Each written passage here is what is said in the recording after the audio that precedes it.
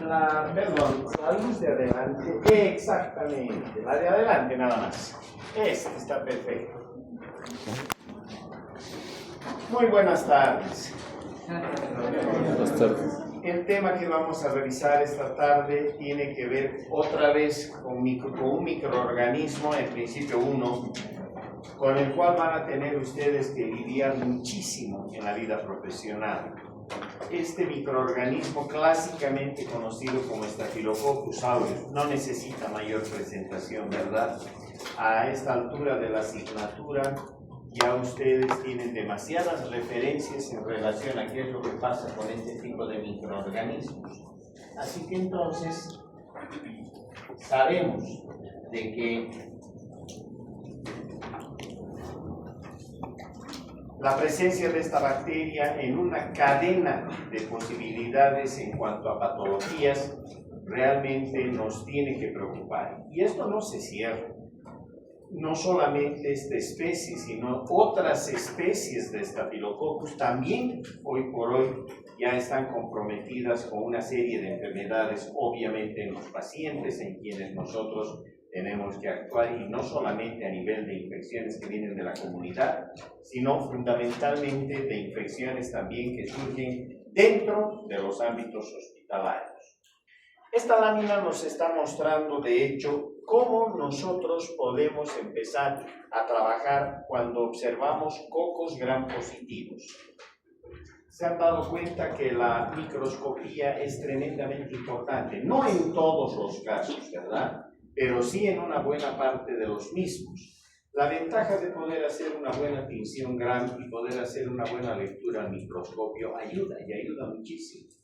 No para poder dar diagnóstico, pero sí para poder encaminar lo que probablemente pudiera resultar a partir de lo que significaría ese cultivo. Pero iremos más lejos. Es un poco complicado poder contar con bacteriología de calidad en nuestros hospitales. Y ojo, estoy hablando de la ciudad. Imagínense si dejamos la ciudad y nos vamos a ciudades intermedias o a los lugares donde usualmente hacemos el servicio rural obligatorio. Ahí no vamos a encontrar laboratorios de bacteriología. Lo que sí vamos a encontrar son laboratorios clínicos donde obviamente hay microscopio. Desde ya hay colorantes, porque los colorantes se han hecho llegar prácticamente a todos los hospitales, a todos aquellos lugares donde se atiende con medicina que llamamos de primer nivel, inclusive en los puestos que se llaman de toma de muestras, hay microscopios y hay colorantes, tanto para Ciel Nielsen, las baciloscopías, como para la tinción de gram.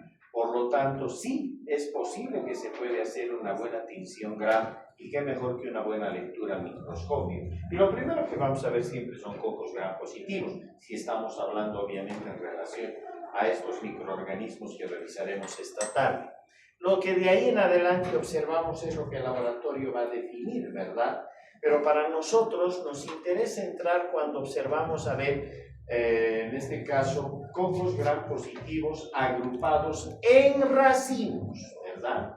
Cuando estamos viendo esto, ya estamos entrando en el terreno de lo que son los estafilococos.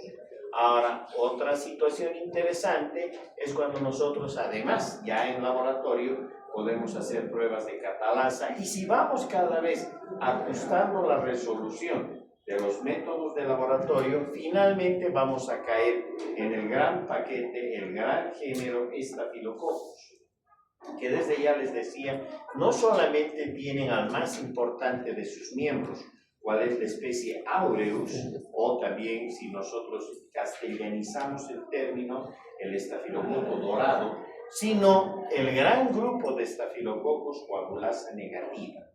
Ahora hay que tener cuidado porque hay otros estafilococos que se han considerado durante mucho tiempo como coagulasa negativa, cuando en realidad son coagulasa positiva, o por lo menos débilmente positiva. Esto no tenemos nosotros en todo caso que ponerlo como un centro del trabajo, porque para eso están los microbiólogos, las bacteriólogas, etcétera, ¿verdad? Ellos son quienes definirán si se trata de un estafilococo que sea productor de coagulasa y que no sea aureus, y les darán cuál es la especie y obviamente los correspondientes antibiogramas. Sin embargo, para nosotros, la imagen de esos cocos gram positivos agrupados en racimo ya nos está abriendo la puerta a lo que eventualmente vamos a revisar o vamos a estudiar. Aquí está el listado de los estafilococos con sus diferentes especies. No son todos, porque tenemos más de 33, 34 especies de estafilococos en los cuales nosotros podemos ver de que hay algún significado clínico, por lo menos parcial. De hecho, están los más importantes, y ustedes pueden ver aquí en primer lugar siempre Staphylococcus aureus no pierde su primer lugar, quien vemos que evidentemente es una causa común de patología. Interesante porque además está acompañada por otras dos especies, Epidermidis. Pensar que Epidermidis hasta hace unos 15, 20 años atrás no se le consideraba patógeno, se le consideraba simplemente como un microorganismo saprofítico, parte de la microbiota normal y que no causaba jamás patología. Ahora sabemos que esto no es así. Staphylococcus epidermidis, claro que causa patología y no lo hace de manera rara, es causa común de enfermedades. Lo mismo que otra especie. Estamos hablando de Saprophyticus, que también se convierte en causa común de patologías. De ahí en adelante, Hemolyticus, Lugdunensis, Schleiferi, y así sucesivamente, nosotros vemos que de ser infrecuentes pasan a ser causas raras. Pero en eso hay que también tener cuidado, porque puede ser raro desde el punto de vista de patología que proviene de la comunidad, pero en cambio sí se convierten en causa frecuente cuando ya estamos dentro de un hospital y revisamos las infecciones asociadas a la atención en salud, aquello que, como ya hemos dicho varias veces, antes le denominábamos como infecciones nosocomiales o intrahospitalarias, ¿verdad? Ahí dejan de ser raras y poco a poco empiezan a tomar un carácter muchísimo más frecuente. Ese es el panorama entonces general en cuanto a Staphylococcus se refiere. Estamos hablando de células bacterianas que tienen forma esférica. Obviamente nosotros en la definición de Gram y a la microscopía estamos observando básicamente en dos dimensiones, sobre todo cuando además sacamos la fotografía, ¿verdad? En la realidad esto es tridimensional, por lo tanto en realidad se trata de células esféricas, desde ya, pero que además tienen más o menos un micrómetro de diámetro. Cada una de estas esferas tiene más o menos un micrómetro de diámetro, lo que entonces hace factible que nosotros pudiéramos afinar y mejorar la resolución de diagnóstico si estamos mirando a microscopía, porque si hacemos un examen a partir de un material purulento y hacemos el Gram y tenemos esta observación, lógicamente ya el balance de nuestro diagnóstico se estaría inclinando por la probabilidad de un estafilococo, ¿verdad? No podemos nunca aseverar en el 100%, menos decir que se trate de aureus, porque sea aureus, sea epidermidis, sea saprophyticus, cualquiera se van a presentar como cocos gram positivos agrupados en racimos. Punto. Eso de darles la especie le corresponde al cultivo y obviamente a la identificación bacteriológica. Así que lo que hace la tinción de Gram es por lo menos orientarnos en que estamos enfrentados a bacterias Gram positivas y que potencialmente, por la imagen que estamos viendo, pudiera tratarse de Staphylococcus. Hasta ahí llega la microscopía. Pero es importantísimo, porque vean, ya están definiendo un carácter potencial en cuanto a que se trate de bacterias Gram positivas. Y eso para el tratamiento es vital. Una cosa es tratar infecciones por bacterias Gram negativas y otra muy diferente por bacterias Gram positivas. Por lo tanto, incluso esto les ayuda, les orienta a la hora de definir un tratamiento empírico apoyados en la clínica en relación a lo que están viendo en el paciente, en la epidemiología cuán frecuentes son esas infecciones ahí donde ustedes están y desde ya además apoyados en esta observación directa. Obviamente tienen más opciones de poder en todo caso establecer un buen tratamiento empírico hasta que llegue la confirmación del laboratorio. Y en este caso, ya les he dicho, hay muchos lugares todavía del país donde lamentablemente no se hace la parte del laboratorio de bacteriología. Por lo tanto, más aún cuando estamos en lugares que se alejan más y más de las ciudades intermedias, las opciones se reducen notablemente, pero vuelvo a repetir, una buena tinción grave y una buena observación microscópica les da por lo menos la posibilidad de inclinar la balanza, en este caso, a pensar de que se trate de una infección por gram positivos o eventualmente por bacterias gram negativas, ¿de acuerdo? Por otro lado, son bacterias típicamente inmóviles, no tienen movimiento. Y una gran ventaja, esto sí que para nosotros es a favor, en todo caso, es el hecho de que no sean esporulados. Porque si estos microorganismos, además de todas las potencialidades que tienen, además fueran esporulados, imagínense el problema en el que estaríamos. Y nuestros pacientes, ¿verdad? Las bacterias esporuladas siempre tienen mayor posibilidad de poder responder de una manera más agresiva en cuanto a patología se refiere. Esta otra imagen también es interesante porque a partir del género Staphylococcus nosotros podemos ver los coagulasa negativa y los coagulasa positiva. Y si ustedes ven en los coagulasa negativa, acá tenemos aquellas especies que están relacionadas con patología en humanos. Y ustedes pueden ver que epidermidis, el gran paquete de epidermidis, claro que está relacionado con patología. De hecho, pacientes que pueden ingresar, y sabemos que cada vez tenemos más de estos pacientes, a los procedimientos de hemodiálisis. Generalmente son pacientes con diagnósticos de diabetes, ¿verdad? Este tipo de pacientes tiene la probabilidad de hacer infecciones al momento de las hemodiálisis, donde la causa número 1 radica en los Staphylococcus epidermidis. O las infecciones asociadas también a los entornos intrahospitalarios, donde los reemplazos, en este caso, con prótesis desde el punto de vista quirúrgico, por ejemplo, prótesis de cadera, ahí hay que tener muchísimo cuidado porque la causa también número 1 de infecciones en estos reemplazos quirúrgicos radica en Staphylococcus epidermidis. Y ni qué decir en cuadros bacteriémicos donde también están. De hecho, Hemolyticus, capitis, etcétera, también están presentes en la posibilidad de asociarse con patología en humanos. El otro gran paquete dentro de los coagulasa negativos es el hecho de hablar de Staphylococcus saprophyticus. Staphylococcus saprophyticus está ligado a infecciones de tracto urinario, generalmente en mujeres jóvenes, mujeres que además han iniciado ya su vida sexual activa.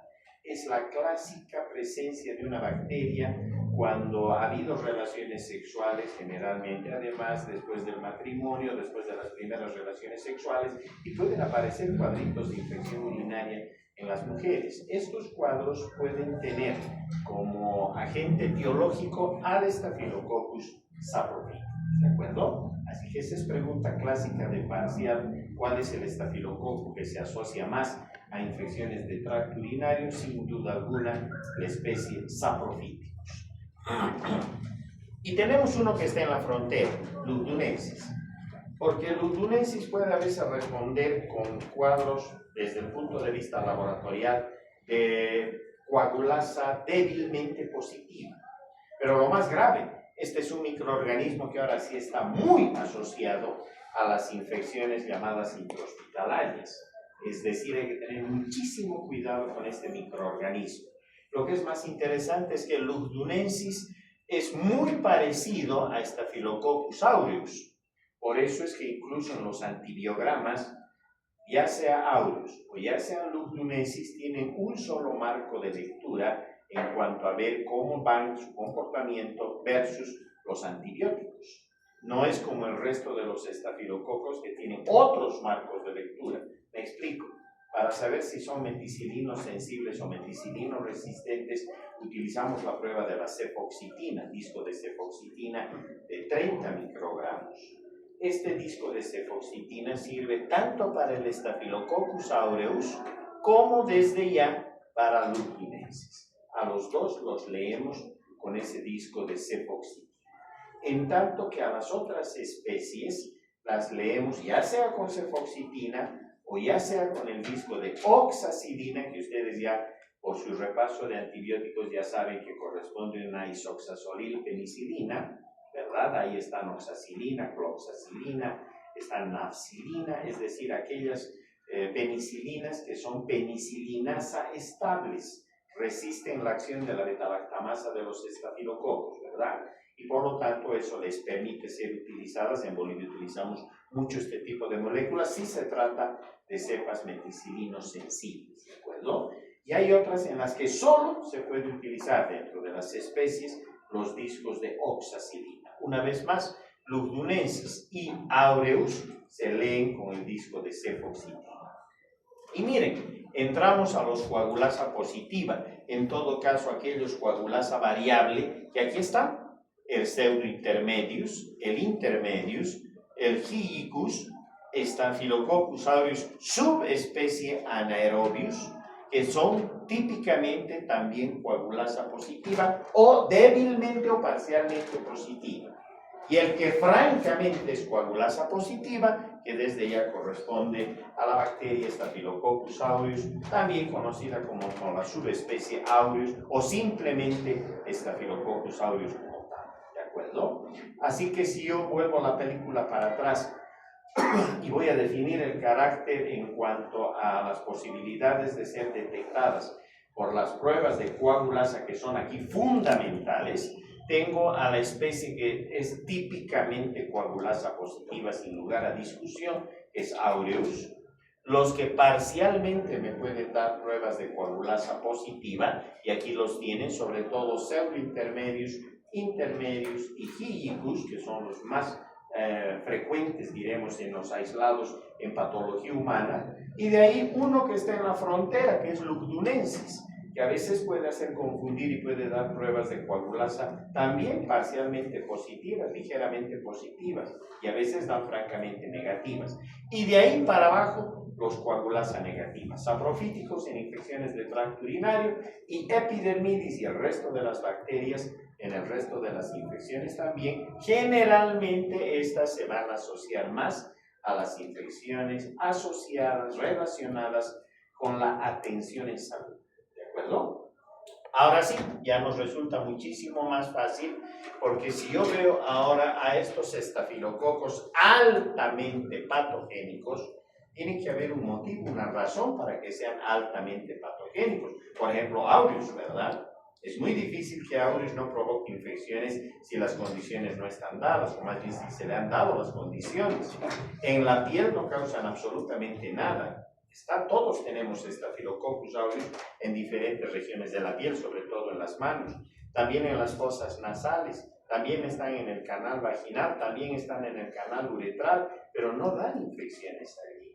Basta que se produzca la destrucción de uno de estos tejidos o de estas mucosas y muy rápidamente Staphylococcus aureus ahora sí puede empezar a provocar desde las infecciones clásicas, heridas infectadas, ¿verdad?, hasta problemas muchísimo más grandes. Por ejemplo, por toxinas exfoliativas, el síndrome de la piel escaldada. Cada vez que los bebés, los niños, se escaldan, es por la presencia de Staphylococcus aureus en la piel. Es porque no se les ha cambiado los pañales, es porque esos pañales con la orina han macerado la piel, y hemos dicho que están en la piel, por lo tanto los estafilococos tienen un buen medio de cultivo allí, van a desarrollar y por sus toxinas exfoliativas van a provocar el síndrome de la piel escaldada. O las enterotoxinas están en nuestras manos, hemos dicho, por lo tanto si nosotros manipulamos alimentos, el caso de las famosas cremas chantilly o las salteñas recalentadas o las tucumanas, con esa variedad de salsas que a uno le ponen y que parecerían que son fantásticas, y sí son fantásticas porque son cultivos puros de estafilococo dorado, Y de hecho, si están a temperatura ambiente, 14, 15, 16 grados, hasta 20 grados, estas bacterias, Staphylococcus aureus, puede empezar a fabricar estas enterotoxinas para provocar lo que son las famosas intoxicaciones alimentarias. No nos comemos al estafilococo, nos comemos las enterotoxinas que fabrica. Y nanogramos de estas toxinas, nanogramos, son suficientes para disparar un cuadro de intoxicación alimentaria. Clásica porque si a las 10 de la mañana hemos comido esa crema chantilly, está recontaminada con las manos de la persona que ha batido, donde se quedó estafilococo dorado, por temperatura, por la leche, por los componentes que allí tiene, la bacteria desarrolla para fabricar o expresar sus enterotoxinas, y de ahí en adelante cuando alguien consume esto, a las horas, 4, 5, 6, 8 horas más tarde, empieza el dolor abdominal, el cólico abdominal y la diarrea, ¿verdad? Una diarrea abundante, líquida, en cuanto a que tiene un carácter explosivo, porque lo que está haciendo el intestino delgado es intentar eliminar a esas enterotoxinas, porque además se ha puesto en marcha un mecanismo fisiopatológico como es la activación del sistema GMP cíclico, por el cual se va perdiendo agua y electrolitos. En estos casos, ¿vale la pena dar antibióticos? No, ¿verdad? Podemos provocar una barbaridad, más bien. Lo que tendríamos que dar es simplemente reponer líquidos y electrolitos, punto, ¿verdad? Una dieta blanca y blanda y reponer líquidos y electrolitos y pare de contar. Esos cuadros se van a autolimitar en la medida que se elimina la enterotoxina. Y si no, estamos reponiendo líquidos y electrolitos. En 24, 48, 72 horas todo vuelve a la normalidad. ¿De acuerdo? Así que esa es otra pregunta clásica de parcial. ¿Le daríamos antibióticos a alguien que está con intoxicación alimentaria por Staphylococcus aureus? La respuesta es un no rotundo, porque hemos dicho que es la enterotoxina la que está provocando el daño. El estafilococo por ahí ni siquiera lo hemos ingerido, ¿verdad? O por ahí si lo hemos ingerido va a llegar al estómago y va a pasar y no sucede absolutamente nada. Es la enterotoxina la que provoca todo este daño. Pero además, los estafilococos tienen la capacidad de expresar superantígenos. Y estos superantígenos sobre todo están representados por el famoso TSST1. En otras palabras, una toxina que dispara un síndrome de shock tóxico. Por eso se llama TSST. Estas toxinas son tan agresivas que una vez que pasan a la sangre se comportan como verdaderos superantígenos, por lo tanto despiertan una reacción, pero de aquellas tremendas en cuanto a respuesta inmunitaria, y desde ya además activan complemento, etc. Los cuadros pueden ser gravísimos, por eso es de que se le tiene tanto temor a esta posibilidad en cuanto a que se expresaran este tipo de toxinas. Pero además el estafilococo está fabricando su coagulasa y eso es lo que estamos detectando en el laboratorio, ¿verdad? Si fabrica coagulasa le está dando un carácter mucho más patogénico porque automáticamente es el aureus, ¿sí o no? Y si es parcial, y hemos dicho, es el intermedius, el pseudointermedius, el gingivus, que también están ligados a patología. Por lo tanto, esto les añade un plus dentro de las infecciones. Pero hay más. Porque si el estafilococo ingresa en el tejido celular subcutáneo, va a quedar encarcelado porque él mismo fabrica la coagulasa, ¿cierto? Por lo tanto, el modelo clásico de infección por estafilococo dorado es el absceso. ¿Han inyectado ustedes un antibiótico o cualquier otro medicamento por vía intramuscular y no han hecho la antisepsia correspondiente o no la han practicado correctamente? Están arrastrando desde la piel del propio paciente estafilococos hacia el interior. Se va a formar un absceso. Y el absceso está dado por el propio estafilococo que se va a encarcelar por la fabricación de la coagulasa, ¿verdad? Y ahí se va a formar en todo caso ese absceso con esas membranas abscedarias clásicas, donde lógicamente responde a lo que va como definición una colección localizada de material, ¿de acuerdo? Así que eso aumenta las probabilidades y nos está mostrando que un modelo típico de lesión está dado precisamente por la coagulasa en relación a la formación de abscesos. ¿Fabrican fibrinolicina? Sí. como también hialuronidasas, pero no son tan poderosas, no son tan fuertes, no son como las de los estreptococos, que esas sí son verdaderas maquinarias enzimáticas que pueden digerir el tejido celular subcutáneo y de esa manera poder diseminarse a partir de un foco de infección. Acá no, estos no se van a diseminar, se van a quedar atrapados en el absceso, salvo que manipulemos mal el absceso y los estafilococos puedan pasar al torrente circulatorio.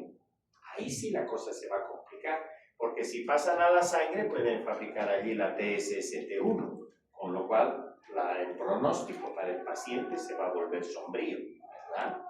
Así que hay que tener cuidado, o a veces las forunculosis, y por eso nos dicen no apriete los granitos, porque hay el peligro de que se destroce precisamente esa cárcel en la cual se ha quedado el estafilococo, coagulando el plasma. Además hay fibrina alrededor para que se forme el absceso, el microabsceso como tal, y si nosotros apretamos y ese material pasara al torrente circulatorio, seguramente por anatomía recordarán el triángulo de la muerte, ¿verdad? Eso lógicamente es porque el estafilococo puede pasar, puede llegar por esa ruta incluso al sistema nervioso central y poder determinar cuadros de meningitis agresivos, terribles, que las más de las veces no nos dan opción de hacer tratamiento. ¿De acuerdo? Perfecto. Pero tenemos estas otras, los de patogenicidad intermedia, son infecciones intrahospitalarias asociadas a la atención en salud. Necesitamos pacientes que tengan algún factor predisponente que en todo caso lo haya debilitado y haga que su inmunidad no responda como debiera ser. Pacientes inmunosuprimidos porque están recibiendo corticosteroides, porque están recibiendo drogas, por ejemplo, del tipo de citostáticos para algún determinado tipo de cáncer o que han sido irradiados con bomba de cobalto, presencia de dispositivos médicos desde las válvulas intracardíacas hasta los reemplazos en cuanto a prótesis, cadera o cualquier sector del organismo, y desde ya es necesario saber si evidentemente ese microorganismo, en este caso hemos dicho que lleva la pauta el epidermidis, es el que está dando la infección o simplemente es un colonizador o un contaminante. ¿Se dan cuenta? Porque están en la piel, están en todo nivel, por lo tanto pudiera tratarse simplemente de un contaminante y no del agente etiológico. Esto tendrá que definir muy bien el laboratorio y ustedes tendrán que, además, con los datos del laboratorio y los datos de la clínica que están revisando desde el punto de vista médico, tendrán que asociar bien para determinar si evidentemente hay suficientes argumentos para pensar que este estafilococo está causando esa patología o no. Y los infrecuentemente, que ya están viendo aquí, que son especies más de corte simbióticos o simbiontes, que las más de las veces han establecido buenos equilibrios allí donde se encuentren, pero cuando estos equilibrios se rompen, quemaduras extensas, etc., ahí puede haber la probabilidad de que puedan aparecer cuadros infecciosos. Al gram, así los vemos, ¿verdad? Cocos gram positivos agrupados en racimos. Si nosotros volteamos y ahora vemos el cultivo, para el cultivo esto es característico para Staphylococcus aureus, en tanto que esto para el Staphylococcus epidermidis. Estos tienen un color amarillo dorado intenso, estas otras un color blanco aporcelanado. Característico, típico, esto desde ya, sobre todo en medios de cultivo del tipo de lagarzaje. Pero partimos por enriquecimiento y para ello sembramos las muestras en caldos. Pueden ser en caldo soya tripticasa, puede ser en caldo infusión cerebro-corazón. Esto le permite enriquecer la cantidad de microorganismos que si es pequeña, ahora sí va a aumentar el número y de ahí nos pasamos al agar sangre y no hay mayor problema. ¿Listo? Por lo tanto, necesitan condiciones básicamente de aerobiosis. Son bacterias aeróbicas. En algún caso microaerofílicas, es decir, bajas tensiones de oxígeno, pero ideal si ustedes les dan buenas condiciones de oxigenación. Su temperatura ideal, 35 grados centígrados. En otras palabras, están actuando como mesofílicos, ¿verdad? Por otra parte, los pigmentos aparecen mejor a temperaturas que están no solo 20, desde 15, 17, 18 grados hasta 25 grados centígrados. Por otra parte, este dato es clave, resisten hasta 50 grados centígrados por 30 minutos.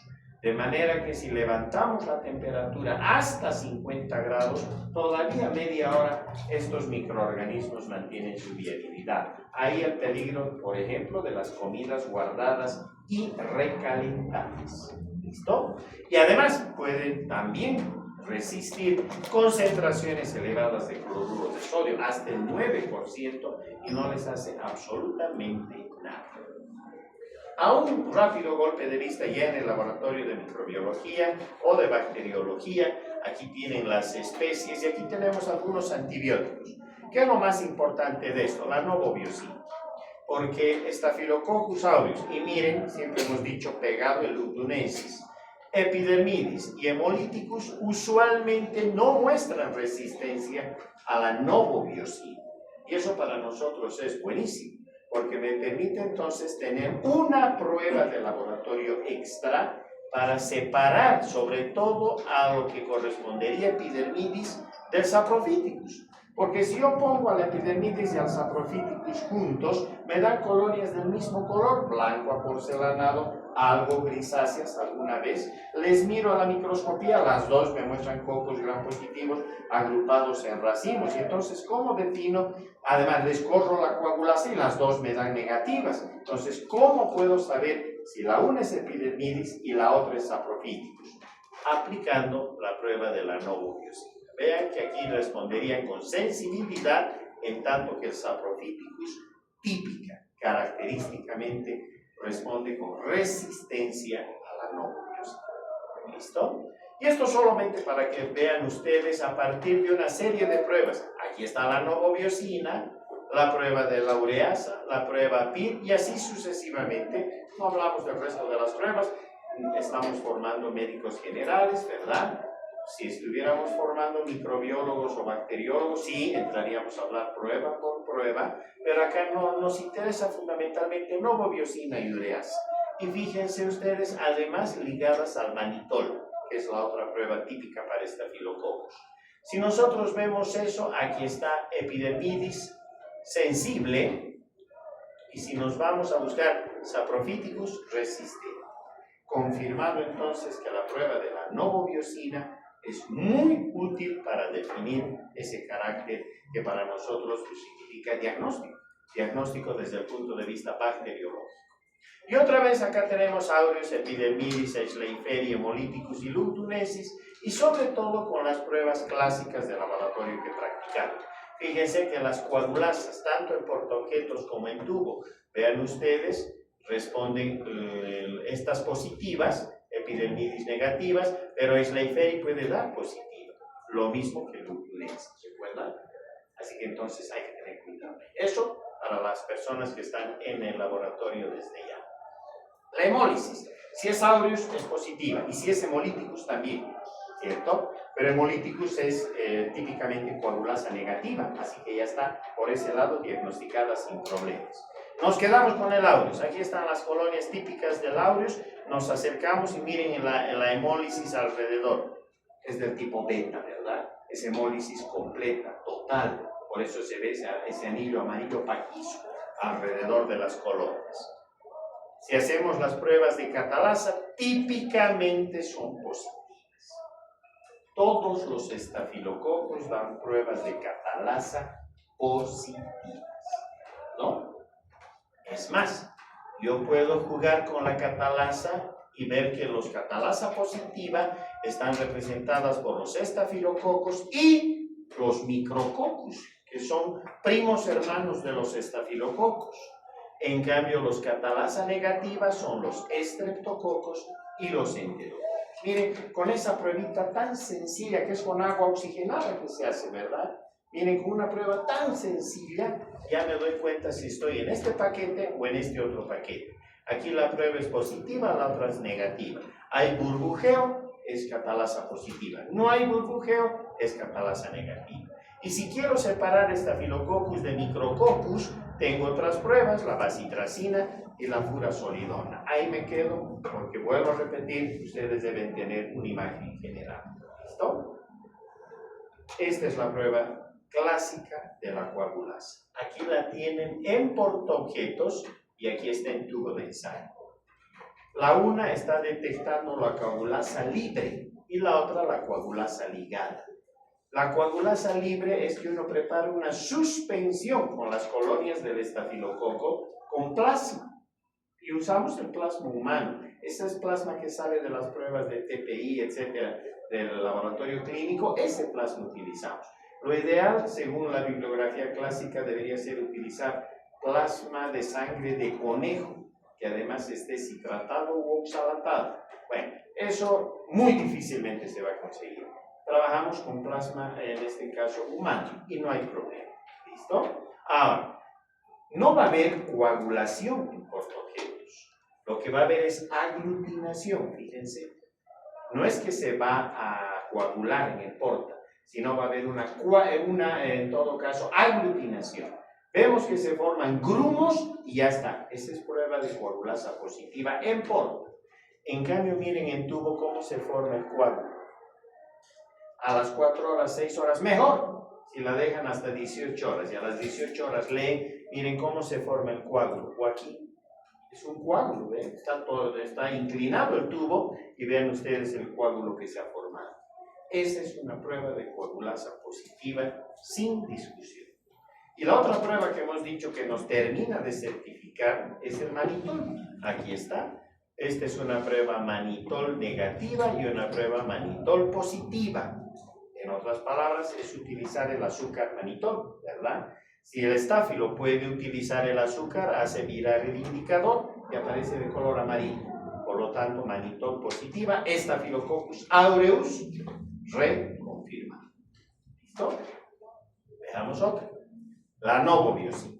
La novobiosina, que es colocar un disquito de novobiosina, que está haciendo una siembra como para antibiograma, colocamos el disquito de novobiosina y a las 18-24 horas leemos el diámetro. Miren ustedes, sensible si su zona de inhibición es igual o mayor a 16 milímetros. Ha dado una zona de inhibición de 16, 17, 18, 20, 24 milímetros, sensible. Si es sensible, hemos dicho que es una epidermidis, ¿cierto? En cambio, resistente si las zonas son iguales o menores a 12 milímetros. Generalmente la zona es 8 en cuanto a diametraje. 8 o menos, a veces 6 milímetros. No hay halo de inhibición, ¿de acuerdo? En ese caso es resistente y esa es una típica especie saprophyticus. Hemos dicho presente en infecciones del tracto urinario. Y finalmente la prueba de la ureasa positiva, ureasa negativa. Esto solo para terminar de armar lo que llamamos el mosaico de identificación de Staphylococcus. Al final, el mensaje siempre ha de ser, tanto para nosotros, fundamentalmente para nosotros, como para todo el equipo de salud, es de que el lavado de manos, el aseo de manos, sigue siendo la ruta ideal para evitar las contaminaciones o infecciones por Staphylococcus aureus. Este es el gran problema que tenemos, no solo en Bolivia, en todo el mundo. Los que peor nos lavamos las manos somos los médicos.